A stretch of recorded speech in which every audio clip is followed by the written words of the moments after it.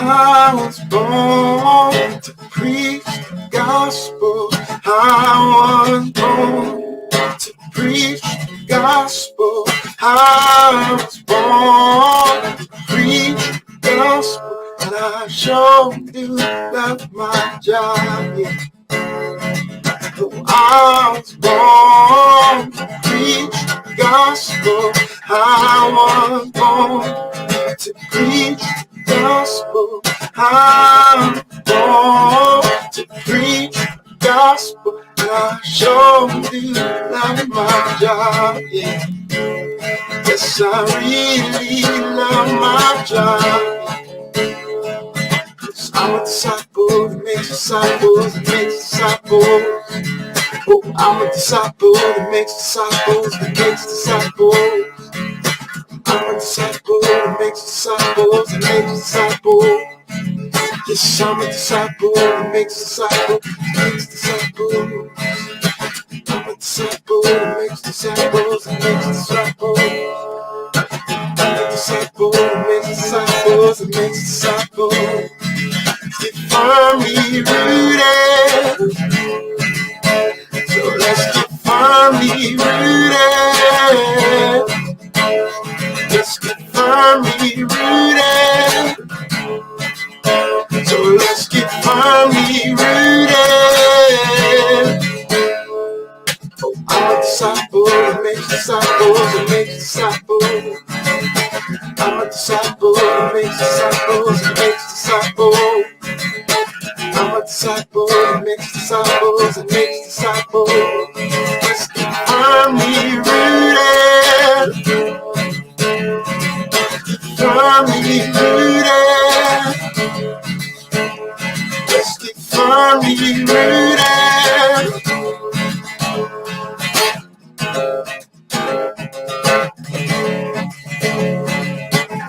Yeshua, Yeshua, Yeshua, Yeshua, Yeshua, Yeshua.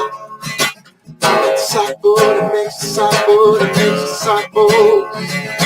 We're disciples that make disciples that make disciples. We are disciples that make disciples that make disciples.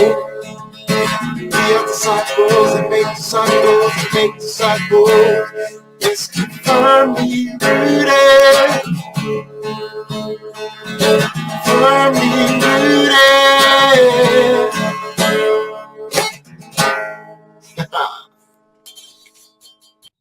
Hey, Rooted Men, good morning. Happy Wednesday morning. So here in southeastern Michigan, which I think most of you guys live in, snow on my deck today. Snow on my deck today. And by the way, if you're wondering whether I took the trash out, I didn't. Aaron said he was going to do it.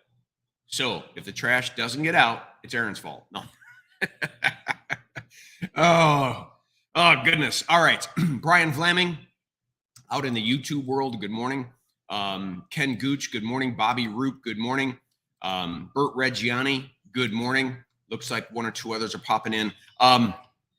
We're still in Hebrews chapter 3, and we've been talking about the writer of Hebrews contrasting two things.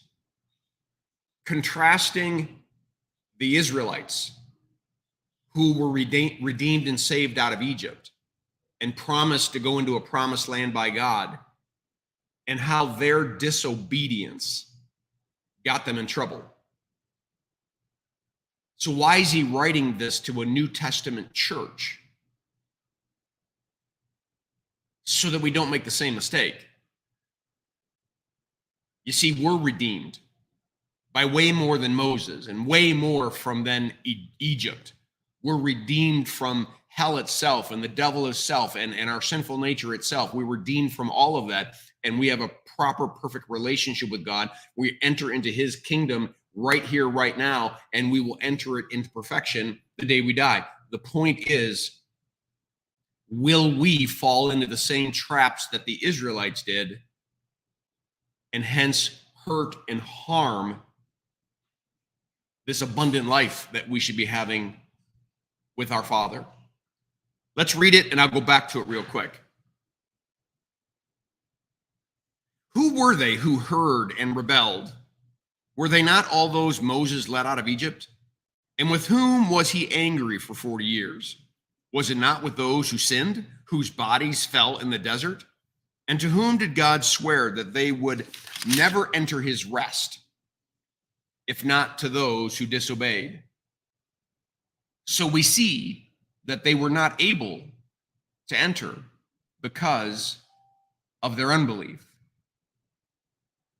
I have studied and I've preached on this quite a bit because it causes me to ponder and to shudder. The Egyptians were completely enslaved in Egypt for generations, 400 years. Generation after generation and generation, slowly forgetting about Abraham, Isaac, and Jacob, forgetting about the promise of God, forgetting about this promised land, forgetting about being a nation. They just were enslaved to Egypt, kind of like us being enslaved to the kingdom of this world.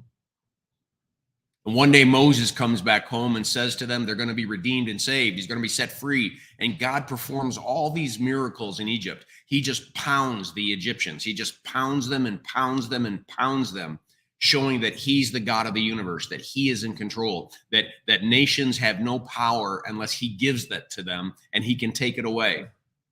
Finally, the last plague, the death of the firstborn animals and children, and the Egyptians were just devastated while the Israelites were saved by putting the blood on the doorpost of the house. And they went out the next day completely redeemed, set free. They won a war, even though they never swung a single weapon. See, just like us, we are completely saved and redeemed from hell, death, and our own sinful nature because of what Jesus accomplished on the cross and his resurrection. And just as they were freed from, in a physical sense, we're freed in all senses. They get across the Red Sea on dry ground. They end up at Mount Sinai and they hear God's voice and they see him up in the mountains trembling and quaking and lightning, and all they do is grumble. All they do is grumble and complain. They just can't live in the faith that God has set them free. They can't live in the freedom. They can't accept it. They keep going back to their slavery. They keep going back to that which binds them and bounds them. And so they keep getting uglier and uglier with God until God finally says that you are going to die in the desert. You're not going to experience the rest that I had for you because you're rejecting it. You're not believing it. What does it have to do with us? We Christians, too, have been redeemed and saved in the huge, most powerful way ever. And I think sometimes we wake up so minimizing that fact that we get overwhelmed by the kingdom of this world and all that's going on. It swallows, which should be the other way around. Our relationship with our Father and the fact that he's redeemed and saved us and set us free and that he can make all things work to the good and that he is for us and not against us should overwhelm our feelings about the kingdom of this world, that we should walk victorious every day. We should walk as conquerors because of what Christ has done for us. But what happens is all of a sudden our faith begins to wane as we see the winds and the waves of the kingdom of this world. And like the Egyptians, we grumble. We stop believing. I want you to think about something. People often say, do you have enough faith? And I keep hearing Jesus say, faith of a mustard seed is sufficient. A phrase that I've used that maybe some of you have or haven't heard me say, but I want you to think about it today. It's not about how much faith we have. It's about how big the God is that our faith's holding on to. If we are not constantly overwhelmed with how big, how powerful, how loving, how awesome, how what a great God we have. If the God that we're waking up to today is not big enough to deal with us and deal with the world and deal with what we got going on, then we're swallowing our own faith with our own fear. It's not about how much faith we have. The smallest faith, holding on to a big God, powerful God, a God who's for me and not against me, can change things today, can get me through things today. I got nothing to fear today.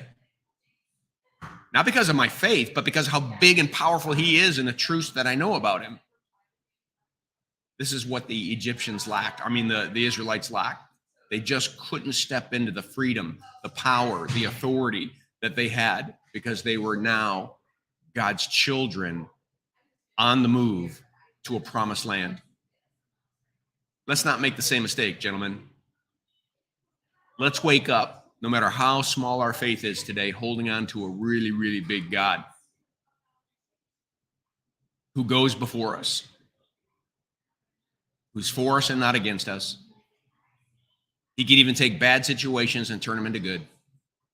And so we pick up our chin, we put on the full armor of God, and we go out and live out our calling, live out our faith in a really big God who can pave the way for us and promises us to have an abundant life. All right, I'll end there before I get preaching. Hope that this devotion was a blessing to you. Have a great day. Make it a firmly rooted day, and may someone see Jesus in us today. Peace.